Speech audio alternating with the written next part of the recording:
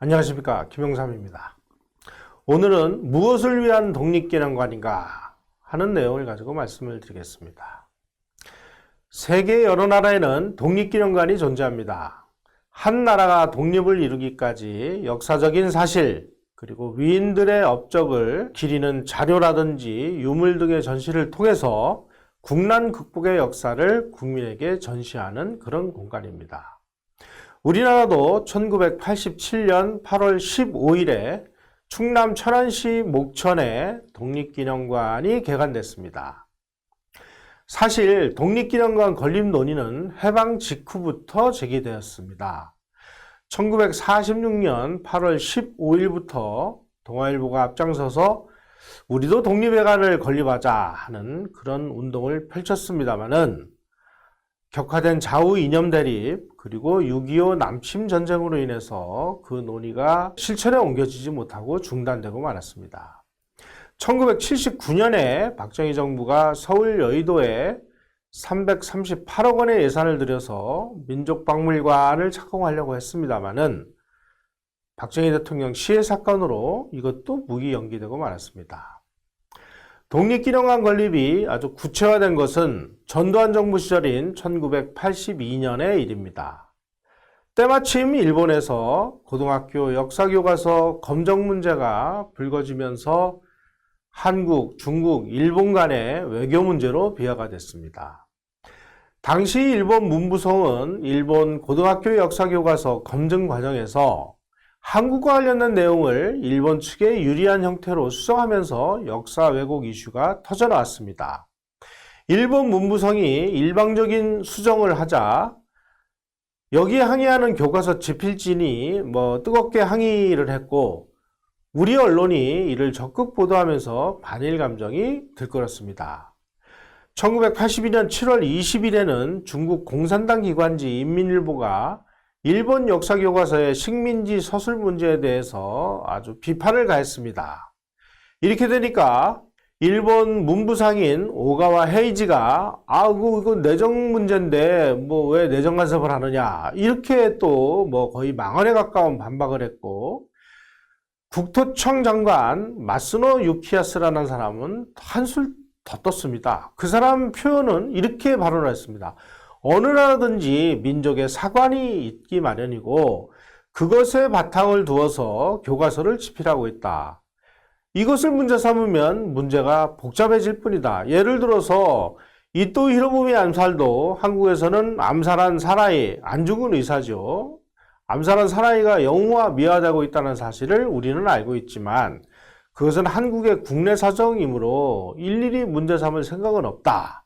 라고 발언을 해서 또 반일 여론에 기름을 끼얹는 꼴이 돼버리고 말았습니다.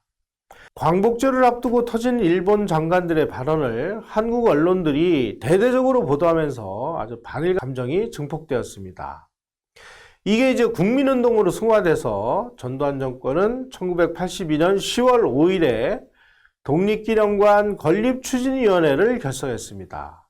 그해 12월 23일 현재 목천 독립기념관 부지를 정부가 매입해서 독립기념관 건립을 추진했습니다.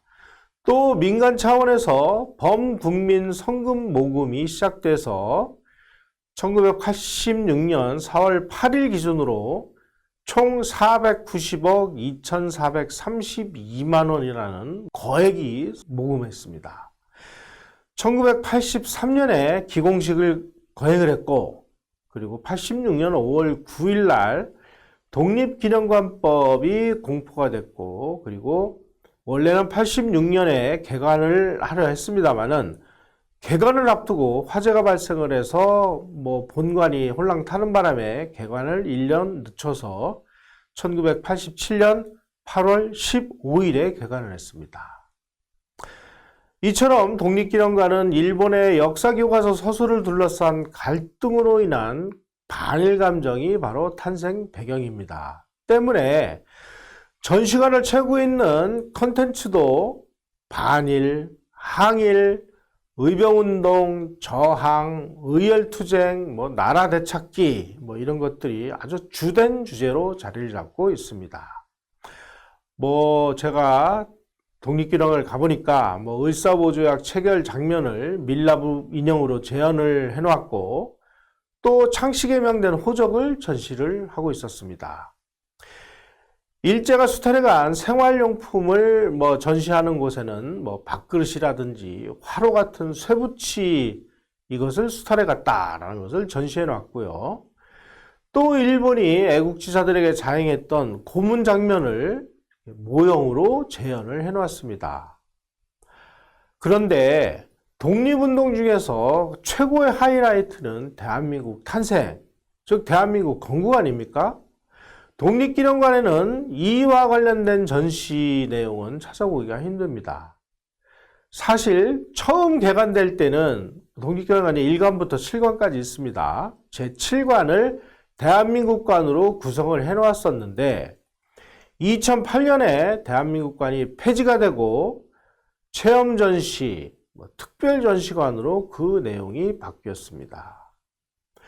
독립기념관을 가보면 임시정부라든지 이런 데 관련된 내용은 다하게 존재하고 있습니다만은 대한민국의 건국이라든지 대한민국이란 이 내용과 관련된 컨텐츠는 거의 찾아볼 수가 없습니다. 의열단의 암살투쟁, 무장투쟁 이런 건 존재합니다만은 외교 독립투쟁은 단 한 장면으로 소개하고 넘어갑니다. 때문에 독립기념관을 관람하고 나오면 우리 독립운동가들이 국내라든지 해외에서 마치 어마어마한 무장투쟁을 벌였고 그 결과로 우리가 해방을 쟁취한 것으로 생각할 수 있게 만듭니다.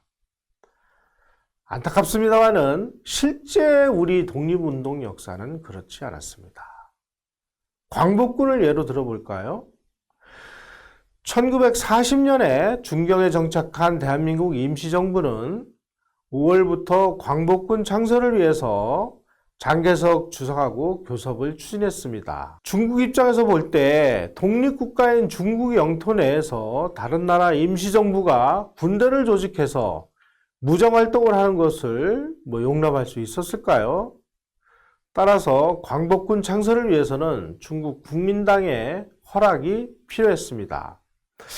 교섭 끝에 임시정부는 중국 군사위원회의 승인을 얻어서 1940년 9월 17일 중경에서 광복군 총사령부 창설을 공표했습니다. 하지만 임시정부는 광복군을 운영할 능력이 없었습니다. 예산도 없었고요. 무기를 구입할 돈도 없었습니다. 그리고 군인들 먹이고 입히고 재우고 월급 줄 돈도 없었습니다. 중국 국민당 정부는 광복군 총사령부 성립이 된 이후에도 1년 동안 승인을 계속 보류하다가 광복군이 국외 행동 준수이라는 것을 준수하겠다라고 약속을 하면 활동을 허락하겠다 이렇게 나왔습니다. 임시정부는 1941년 11월 19일에 중국 정부로부터 광복군 훈련과 무기, 장비 그리고 급여 일체를 제공받는 조건으로 행동 준승을 수용한다라고 결정을 했습니다. 덕분에 한국 광복군은 중국군 참모총장의 명령과 지휘를 받아야 했고 임시정부는 명의상으로만 광복군의 통수권을 가질 수밖에 없었습니다. 안타까운 일이죠. 광복군은 중국 정부의 군사 원조에 대한 대가로 총사령부의 참모장 그리고 참모처장 등 요직을 중국군 장교들에게 내주면서 독자적인 군사행동의 자유를 박탈당했습니다. 광복군은 의병전쟁과 독립군의 전쟁 노선을 계승해서 조국 해방의 전위부대를 자처했습니다만은 사실은 현실은 소수 병력으로 훈련이라든지 첩보, 선전 활동에 종사하는 중국군 보조군의 굴욕을 감수해야만 했습니다. 거창했던 창군 당시의 계획에도 불구하고 1945년 4월 현재 광복군의 규모는 531명, 그 중에 중국인 장교가 65명이었습니다. 종전이 되는 시점에도 682명에 불과했습니다. 그 당시에 일본군은 720만 대군을 보유하고 있었습니다. 게다가 김구 주석은 중국 정부와 교섭을 해서 1945년 5월 1일 날 원조 한국 광복군 판법이라는 것을 체결했습니다. 내용은 광복군은 한국의 광복을 위해서 투자하며 광복군에 소요되는 비용은 중국이 차관 형식으로 임시정부에 제공을 하되 한국이 독립한 후에 정산을 하기로 했습니다. 또 포로로 잡은 사람들 중에 조선 사람이 있으면 광복군에게 인도하겠다. 이런 내용으로 구성이 되어 있었습니다. 자, 광복군에 대해서 처음에 소극적으로 대응하던 장개석 정부가 광복군과 임정 지지로 돌아선 이유가 있습니다. 바로 중경에 와 있던 조선의용대라는 무장조직 때문입니다. 조선의용대는 나중에 해방된 이후에 북한으로 들어가서 연안파를 형성하게 되는 그런 사람들입니다. 이 사람들 대다수가 1940년에서 1941년에 걸쳐 이념과 투쟁 방향을 놓고 갈등을 하다가 중공 치하의 연안으로 이탈을 해서 모택동 휘하의 팔로군으로 넘어가 버렸습니다. 원래 이 사람들은 장개석 군대의 지원을 받았던 사람들인데 말하자면은 공산군 치하로 고무신을 바꿔 신었다는 얘기죠. 조선의용대는 김원봉이 이끄는 사회주의 계열의 조선혁명당이 중국 정부의 승인을 받아서 만든 조직이었습니다. 이 부대의 지도급 인물이 한글학자 출신인 김두봉 그리고 최창익 같은 분이었는데 이분들이 이제 해방 후에 북한으로 들어간 것이죠. 하지만 조선의용군도 그 규모라고 해봤자 아주 최고로 많을 때 500명에 불과했습니다. 이런 정확한 역사적 사실을 설명해 주면서 광복군이 뭐가 문제였고 또 왜 이렇게 될 수밖에 없었고 또 무엇을 우리가 고민해야 되는가 이런 정보를 객관적으로 줘야 정상적인 기념관이라고 할 수 있지 않겠습니까? 또 한 가지 지적을 해야 될 부분은 독립기념관이 출범을 한 이후에 독립연구를 통해서 다양한 독립운동가들을 발굴해서 보훈 대상으로 삼았다는 사실입니다. 그중 대다수는 만주에서 공산주의 혹은 사회주의 계열의 항일투쟁을 벌였던 인사들입니다. 이런 계열의 독립운동가들도 독립운동을 했으니까 그들의 숭고한 정신을 기리기 위해서 국가 보훈 대상이 되는 것은 맞습니다. 그런데 공산주의 혹은 사회주의 계열 독립운동은 그 운동의 활동 지침이라든지 행동 목표가 무엇이었는가에 대해서도 우리는 정확하게 가르쳐야 됩니다. 중국 공산당이 코민테른의 지시에 의해서 1936년 2월 20일 날 동북항일연군이라는 것을 결성을 했습니다. 이 부대는 중국 공산당 간부가 지도부를 맡았고 그 산하에 다수의 한국인 공산주의자들이 소속되어 있었습니다. 바로 이 한국인 공산주의자들은 거의 대다수가 중국 국적을 취득을 하고 중국 공산당에 가입했습니다. 다시 말씀드리면 이분들의 출생지는 한국이었습니다마는 중국 국적을 취득을 해서 중국 국적을 가졌고 중국 공산당 당적을 가지고 중국 공산당이 만든 동북항일연군이라는 이런 빨치산 부대에 참여를 했던 것입니다. 여기서 우리가 주목해야 될 점은 동북항일연군의 활동 지침이라든지 행동 강령에 한국의 광복이라든지 한국의 해방이라는 내용이 들어있느냐 하는 부분입니다. 미안한 얘기입니다만은 한국의 광복이나 해방이라는 내용은 찾아볼 수가 없습니다. 동북항일연군의 활동 목표 행동 강령을 보면 반만 항일운동을 통해서 동북실지를 회복하고 동북실지라는 것은 일본군에게 뺏긴 만주를 이야기하는 것입니다. 다시 말씀드리면 반만 항일운동을 통해서 만주를 회복하고 중화제국의 옹호 그리고 민중과 연합해서 항일 구중국 즉 항일운동을 통해서 중국을 구한다라고 규정을 하고 있습니다.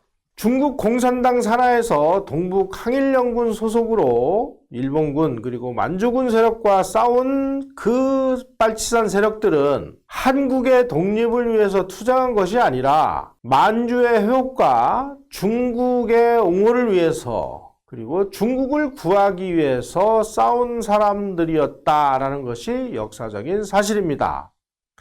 연해주나 시베리아 일대에서 소련 공산당에 소속되어서 일본하고 싸웠던 세력들도 마찬가지였습니다.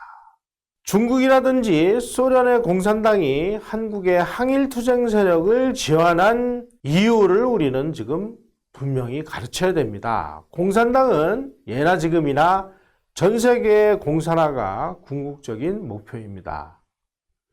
그런데 한국이 일본에 강점되어 있다 보니까 일본의 강고한 통치하에 있는 한국을 공산화하는 것이 쉽지가 않은 과제였습니다.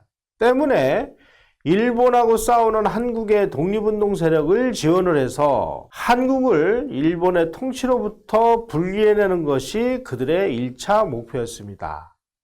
이 과제가 성공을 하면 그 다음에는 계급해방운동을 통해서 한국의 공산국가를 건설한다는 것이 이 사람들의 진정한 투쟁 목표였습니다. 다시 말씀드리면 조국의 광복과 해방을 위해서 투쟁을 했다기보다는 한국의 공산국가, 계급해방 이런 것을 실천하기 위해서 이 사람들이 투쟁을 했고 그 투쟁하라는 그 사람들을 소련과 중국 공산당이 지원을 했다는 사실이죠.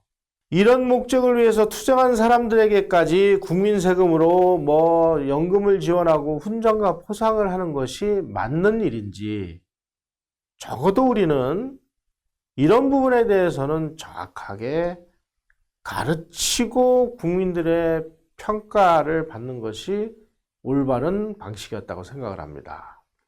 또 한 가지 과제가 있습니다. 독립기념관 체험관에는 마치 엄청난 독립운동이 진행된 것처럼 느끼도록 공간 구성이 되어 있습니다. 아까도 말씀드렸습니다만 당시 일본은 중국과 중일전쟁 그리고 미국, 영국 등과 태평양 전쟁을 치르기 위해서 최신 무기로 무장한 720만 대군을 보유하고 있었습니다. 이러한 막강한 대군을 상대로 소총과 기관총 정도로 무장을 한 그리고 훈련조차 제대로 되어 있지 않은 광복군 약 600명 정도, 조선어용군 500명 정도를 가지고 무장투쟁을 벌여서 과연 우리 조국의 독립을 쟁취하는 일이 가능했을까요? 우리가 일제 통치를 받고 있을 때 한반도와 만주 그리고 중국 대륙 그리고 미국 대륙에서 목숨 바쳐가며 투쟁했던 독립운동가들의 치열하고 고귀한 정신, 그분들의 노력, 그 숭고한 얼을 그리고 희생정신은 우리가 당연히 본받고 계승해야 마땅합니다. 이런 관점에서 볼 때 독립기념관은 더 깊고 더 넓고 더 사실적이고 객관적인 콘텐츠로의 개량과 개선, 보완과 확충이 시급하다 하겠습니다. 당시의 객관적인 국제 정세라든지 그 내감한 현실과 우리가 처했던 상황, 당시 우리 독립군 세력의 실체와 실력을 비교 분석하도록 함으로써 합리적이고 이성적인 항일과 반일 독립의 방법은 무엇이었을까 하는 것을 생각하도록 독립기념관을 리모델링하는 것은 너무 과한 요구일까요? 지금처럼 끝없는 반일 종족주의를 부추겨서 그야말로 감정 어린 이런 반일 감정을 증폭시키도록 만드는 이 독립기념관이 정상적인 독립기념관인가 하는 것을 고민하고 생각해 봐야 될 그런 시점이 왔다고 생각을 합니다. 여러분들은 어떻게 생각을 하십니까? 고맙습니다.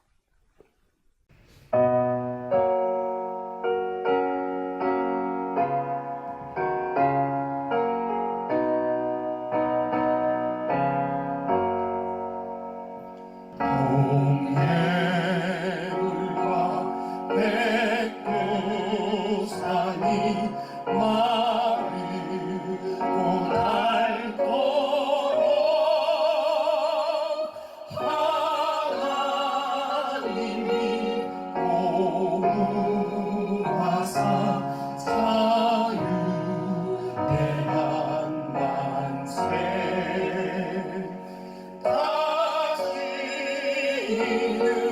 종례